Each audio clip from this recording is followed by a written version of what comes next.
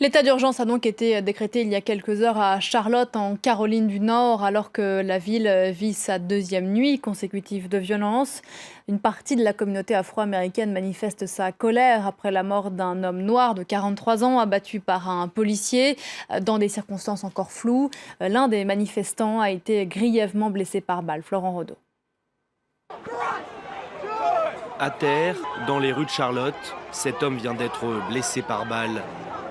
Très vite, une foule compacte se masse autour de lui et laisse exploser sa colère. Il sera transporté quelques minutes plus tard vers l'hôpital le plus proche.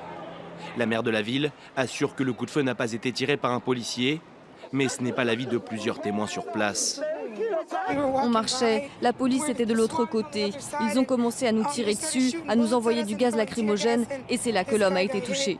Pour la deuxième soirée consécutive, ils sont des centaines à manifester pour dénoncer les violences policières visant la communauté afro-américaine. Mais le rassemblement dérape, certains s'en prenant aux forces de l'ordre, qui répliquent à coups de gaz lacrymogène. Les manifestants ont tous en tête la mort de Keith Lamont Scott, un afro-américain de 43 ans abattu la veille par un policier noir. Là aussi, les versions divergent.